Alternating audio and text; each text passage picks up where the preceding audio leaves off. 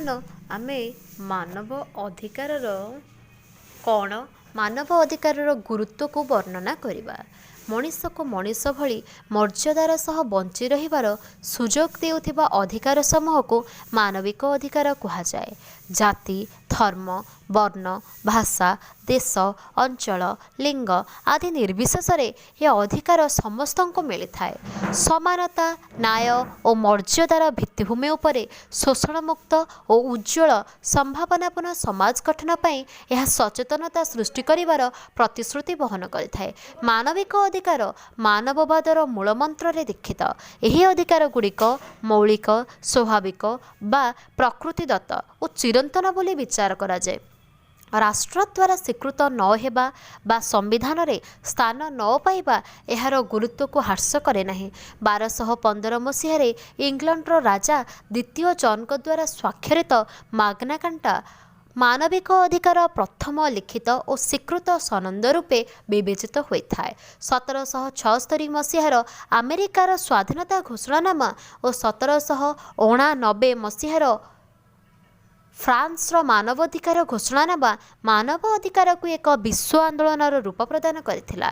1948 ମସିହା ଡିସେମ୍ବର 10 ତାରିଖ ମିଳିତ ଜାତିସଂଘର ସାଧାରଣ ପରିଷଦ ଦ୍ୱାରା ଅନୁମୋଦିତ ମାନବିକ ଅଧିକାରର ସାର୍ବଜନୀନ ଘୋଷଣାନାମା ମାନବିକ ଅଧିକାରକୁ ସାର୍ବଜନୀନ କରିବା ସଙ୍ଗେ ସଙ୍ଗେ ଏକ ନିର୍ଦ୍ଦିଷ୍ଟ ରୂପ ପ୍ରଦାନ କଲା। ମଣିଷର ସଶକ୍ତିକରଣ ଦ୍ୱାରା ତାର ଜୀବନ, ସ୍ୱାଧୀନତା ଓ ମର୍ଯ୍ୟାଦାର ସୁରକ୍ଷା କରିବାକୁ ହିଁ ମାନବିକ ଅଧିକାର କୁହାଯାଏ। ସମାଜରେ ଏକ ସଭ୍ୟ, ମର୍ଯ୍ୟାଦାପୂର୍ଣ୍ଣ ଓ ବିକଶିତ ଜୀବନଯାପନ ନିମନ୍ତେ ମାନବ ଅଧିକାର ଖୁବ୍ ଗୁରୁତ୍ୱପୂର୍ଣ୍ଣ। ମାନବ ଅଧିକାର ଗୁଡ଼ିକ ମୌଳିକ, ସ୍ୱାଭାବିକ ବା ପ୍ରକୃତିଦତ୍ତ ଓ ଚିରନ୍ତନ ବୋଲି ବିଚାର କରାଯାଏ। ଏହି ଅଧିକାର ଗୁଡ଼ିକ ମଣିଷର ଆଜନ୍ମ ଅଧିକାର। ପ୍ରକୃତି ଦୃଷ୍ଟିରୁ ରାଷ୍ଟ୍ର ଦ୍ୱାରା ସ୍ୱୀକୃତ ହେବା ନ ହେବା କିମ୍ବା ସମ୍ବିଧାନରେ ସ୍ଥାନ ପାଇବା ନ ପାଇବା ଦ୍ୱାରା ଏହି ଅଧିକାର ଗୁଡ଼ିକ ମୌଳିକ ଭାବେ ନିଜର ସ୍ଥିତି ହରାଇ ନାହିଁ, ଯଦିଓ ସେଗୁଡ଼ିକ ଉପଲବ୍ଧ କ୍ଷେତ୍ରରେ ପ୍ରତିବନ୍ଧକ ଥାଇପାରେ। 1215 ମସିହା ଜୁନ୍ 15 ତାରିଖରେ ଇଂଲଣ୍ଡର ରାଜା ଦ୍ୱିତୀୟ ଜନ୍ଙ୍କ ଉପଲବ୍ଧି କ୍ଷେତ୍ରରେ ପ୍ରତିବନ୍ଧକ ଥାଇପାରେ। 1215 ମସିହା ଜୁନ୍ 15 ତାରିଖରେ ଇଂଲଣ୍ଡର ରାଜା ଦ୍ୱିତୀୟ ଜନ୍ଙ୍କ ଦ୍ୱାରା ସ୍ୱାକ୍ଷରିତ ମାଗ୍ନା କାର୍ଟା ମାନବ ଅଧିକାରର ପ୍ରଥମ ଲିଖିତ ଓ ସ୍ୱୀକୃତ ସନଦ ରୂପେ ବିବେଚିତ ହୁଏ। 1776 ମସିହାରେ ଆମେରିକାର ସ୍ୱାଧୀନତା ଘୋଷଣାନାମା ଓ 1789 ମସିହାର ଫ୍ରାନ୍ସରେ ମାନବ ଅଧିକାର ଘୋଷଣାନାମା ମାନବ ଅଧିକାରକୁ ଏକ ଆନ୍ଦୋଳନର ରୂପ ଦେବାରେ ସକ୍ଷମ ହୋଇଥିଲା। କିନ୍ତୁ ମିଳିତ ଜାତିସଂଘର ସାଧାରଣ ପରିଷଦ ଦ୍ୱାରା 1948 ମସିହା ଡିସେମ୍ବର 10 ତାରିଖରେ ମାନବାଧିକାରର ସାର୍ବଜନୀନ ଘୋଷଣାନାମା ଜାରି କରାଯିବା ଫଳରେ ମାନବ ଅଧିକାରର ବିଶ୍ୱବ୍ୟାପକତା ଲାଭ କଲା। ମିଳିତ ଜାତିସଂଘର ସଦସ୍ୟମାନେ ଏହି ଘୋଷଣାନାମାକୁ କାର୍ଯ୍ୟକାରୀ କରିବାକୁ ଅଙ୍ଗୀକାରବଦ୍ଧ ହୋଇ ସେ ଦିଗରେ ଅଗ୍ରସର ହୋଇଛନ୍ତି। ସେବାଠାରୁ ପ୍ରତ୍ୟେକ ବର୍ଷ ଡିସେମ୍ବର 10 ତାରିଖକୁ ମାନବ ଅଧିକାର ଦିବସ ରୂପେ ସାରା ବିଶ୍ୱରେ ସର୍ବତ୍ର ପାଳନ କରାଯାଉଛି। ମାନବ ଅଧିକାର ମୁଖ୍ୟତଃ 7 ଗୋଟି ମୌଳିକ ସ୍ୱାଧୀନତାର ସମଷ୍ଟିକୁ ବୁଝାଏ। ସେଗୁଡ଼ିକ ହେଲା ଜାତି, ଧର୍ମ, ବର୍ଣ୍ଣ, ଲିଙ୍ଗ, ଦେଶ, ମାନବ ଉତ୍ପତ୍ତି ଆଦି ଭେଦଭାବରୁ ସ୍ୱାଧୀନତା। 2ରେ ଚିନ୍ତାଧାରା ତଥା ମତ ବ୍ୟକ୍ତ କରିବାର, ନିଷ୍ପତ୍ତି ନେବାର ଓ ସଂଘ ଗଠନ କରିବାର ସ୍ୱାଧୀନତା। ପ୍ରତ୍ୟେକ ବ୍ୟକ୍ତିର ଅନ୍ତର୍ନିହିତ ଶକ୍ତି ନିରୂପଣ ଓ ତାହାର ବିକାଶ ପାଇଁ ସ୍ୱାଧୀନତା। 4ରେ ଦାରିଦ୍ର୍ୟ ବିରୁଦ୍ଧରେ ସ୍ୱାଧୀନତା।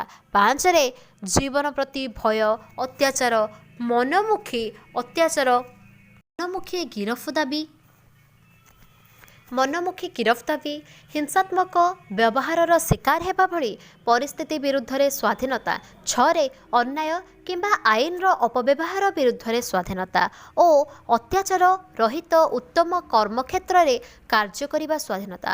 ଏହି ମୌଳିକ ସ୍ୱାଧୀନତା ଗୁଡ଼ିକ ଆଧାରରେ ମାନବାଧିକାରର ସାର୍ବଜନୀନ ଘୋଷଣାନାମା କେତେକ ମାନବାଧିକାର ବିଷୟରେ ବର୍ଣ୍ଣନା କରେ।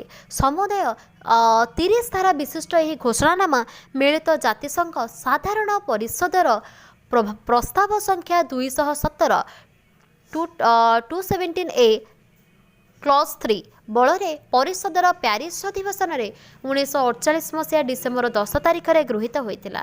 ସେତେବେଳେ ପରିଷଦର ମୋଟ 58 जन सदस्य राष्ट्र मध्यरु 48 जन यह सपक्षर मत देइथिला बेले अवशिष्ट 10 जन अनुपस्थित थिले। अर्थात प्रस्ताव विपक्षरे कौनसी सदस्य राष्ट्र मत देइ नथिले। वैशिष्ट्य कौन ना प्रथम वैशिष्ट्य होउची मानवाधिकार गुड़िक व्यक्तिर जीवन योग्यता और मर्यादार सुरक्षा कवच। द्वितीय सेगुड़िक मौलिक सहजात और अहस्तांतरणीय। 3 सेगुड़िक सार्वजनीन और सर्वव्यापी। 4 सेगुड़िक मुख्यतः 7 गोटी मौलिक स्वाधीनतार समाहार। 5 मिलित जातिसंघ द्वारा मानवाधिकार सार्वजनीन घोषणानामा मानवाधिकार गुड़िकर आधारशील रूपे स्वीकृत। मानवाधिकार गुड़िक विवेक और नैतिकता द्वारा परिचालित। सेगुड़िक आईन द्वारा आबद्ध नहेले मध्य अधिकरू अधिक राष्ट्र सेगुड़िक आईनगत अधिकार मर्यादा प्रदान करुछि। 7 सुखी मनीष समृद्ध राष्ट्र और सुस्थ पृथ्वी निमंते मानवाधिकार गुड़िक स्थायी सूचक रूपे कार्य करती। मानवाधिकार सार्वजनीन घोषणानामार विभिन्न धारारे वर्णित प्रमुख सामाजिक राजनैतिक अर्थनैतिक और सांस्कृतिक अधिकार गुड़िक निम्न प्रदान करागला। विभिन्न मानवाधिकार 1 व्यक्तिर जीवन स्वतंत्रता और निरापत्तार अधिकार। 2 दासत्व और दासत्व व्यवसाय विरुद्ध अधिकार। 3 निर्यातना निष्ठुर अमानवीय किंबा अपमानसूचक व्यवहार अथवा दंड विरुद्ध अधिकार। 4 व्यक्ति हिसाब सर्वत्र आईन द्वारा स्वीकृत तथा समानता और भेदभाव रहित समान सुरक्षार अधिकार। 5 मनमुखी गिरफ्तारी अटक किंबा निर्वासन विरुद्ध अधिकार। 6 स्वाधीन और निरपेक्ष विचारालय द्वारा मामलार विचार होई प्रत्येक व्यक्तिर अधिकार और अपराध साब्यस्त हेबा एवं दोष साब्यस्त हेबा पर्यंत निर्देश विवेचित हेबार अधिकार। प्रत्येक व्यक्तिर निजस्व निज परिवार गृह और पत्र विनिमय एकांत बा गोपनीयता अधिकार। 8 निज राष्ट्र विचरण बासस्थान एवं विदेश भ्रमण और प्रत्यावर्तनर अधिकार। 9 जातीयता धारण और परिवर्तनर अधिकार। 10 जातीयता धर्म और मानव जातिर प्रतिबंधक बिना पूर्ण वयस्क पुरुष और नारी मानकर विवाह और परिवार गठन अधिकार। 11 व्यक्तिगत और यौथ संपत्तिगत अधिकार और ताहार आईनगत सुरक्षा अधिकार। 12 चिंता विवेक और धर्म परिवर्तन समेत धर्म स्वाधीनतार अधिकार। 13 मत अभिव्यक्ति और गणमाध्यमर स्वाधीनतार अधिकार। 14 शांतिपूर्ण समावेश और संघ स्वाधीनता अधिकार। 15 प्रत्यक्ष बा परोक्ष भावे सरकार रे अंशग्रहण मुक्त और गुप्त मतदान एवं सरकारी चाकरी रे प्रवेश अधिकार। 16 कार्य करिबा नियुक्ति पसंद करिबा उपयुक्त और अनुकूल कार्य शर्त लाभ। बेकारी विरुद्ध सुरक्षा समान कार्य पई उपयुक्त और समान मजूरी लाभ एवं श्रमिक संघ गठन करिबार अधिकार। 17 छुट्टी विश्राम और अवसरर अधिकार। 18 पर्याप्त खाद्य वस्त्र बासगृह स्वास्थ्य रक्षा समेत आदर्श जीवन निर्वाह एवं बेकारी असुस्थता अक्षमता वार्धक्य वैधव्य क्षेत्र में निरापत्ता अधिकार। 19 मुक्ति और बाध्यतामूलक प्राथमिक शिक्षा सह व्यक्तित्व विकास मानविक अधिकार प्रति सम्मान समस्त राष्ट्र जाति किंबा धर्मगोष्ठी मध्य बुझामणा सहनशीलता और बंधुत्व वृद्धि एवं विश्व शांति दिगरे मिलित जातिसंघर कार्य सहायता निमंते व्यापक शिक्षा अधिकार। 20 समाजर सामाजिक सांस्कृतिक जीवन में मुक्ति अंशग्रहण कला वैज्ञानिक अग्रगति और सुफल उपभोग एवं तज्जनित नैतिक और वस्तुगत स्वार्थ रक्षार अधिकार। मानविक अधिकार गुड़िक विभिन्न उपाय उल्लंघन होता है जेमितिकी प्रथम वर्ण जाति धर्म अंचल और लिंग विद्वेष भाव देखा देता है। 2 दमनमूलक आईन द्वारा मध्य हुए आतंकवाद एवं हिंसा द्वारा हुए पुलिस और निरापत्ता बाहिनीर मात्राधिक कार्य द्वारा मध्य होता है। दुर्नीति थाए शोषण थाए साम्राज्यवाद और उपनिवेशवाद थाए ମନ୍ଦ ସାମାଜିକ ପରମ୍ପରା ଥାଏ, 9ରେ ଅର୍ଥନୈତିକ ଅନୁନ୍ନତି ଏବଂ 10ରେ ଶିକ୍ଷା ଓ ସଚେତନତାର ଅଭାବ ଅନ୍ତର୍ଭୁକ୍ତ। ମାନବିକ ଅଧିକାର ସୁରକ୍ଷା ନିମନ୍ତେ ମିଳିତ ଜାତିସଂଘ ମାନବାଧିକାର ଆୟୋଗ ଗଠନ କରିଛି। ଏହାର ସଦସ୍ୟ ରାଷ୍ଟ୍ରମାନେ ଏହିଭଳି ଆଯୋଗ ଗଠନ ଓ ଅନ୍ୟାନ୍ୟ ବିଭିନ୍ନ ଉପାୟରେ ନିଜ ନିଜ ସୀମାରେ ମାନବିକ ଅଧିକାର ସୁରକ୍ଷା ଦିଗରେ କାର୍ଯ୍ୟ କରୁଛି।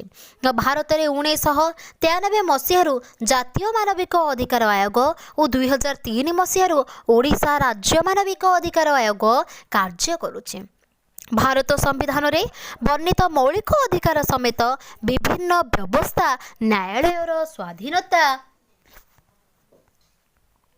ନ୍ୟାୟିକ ପୁନର୍ବଲୋକନ କ୍ଷମତା ଓ ନ୍ୟାୟିକ ସକ୍ରିୟତାବାଦ, ଯାହାକୁ ଜୁଡ଼ିସିଆଲ ଆକ୍ଟିଭିଜମ୍ କହନ୍ତି, ଆଇନର ଶାସନ, ଭାରତୀୟ ପିଙ୍ଗଳ କୋଡ୍, ଫୌଜଦାରୀ କାର୍ଯ୍ୟବିଧି ଆଇନ, ଭାରତୀୟ ସାକ୍ଷ୍ୟ ଅଧିନିୟମ, ପୁଲିସ ଆଚରଣ ସଂହିତା, ଗଣମାଧ୍ୟମ ସଂହିତା, ରାଜନୈତିକ ଦଳ, ସ୍ୱେଚ୍ଛାସେବୀ ସଂଗଠନ ଓ ବିଭିନ୍ନ ଆଇନ ଭାରତରେ ମାନବିକ ଅଧିକାର ସୁରକ୍ଷା ଦିଗରେ ସଫଳତାର ସହ କାର୍ଯ୍ୟ କରୁଛି।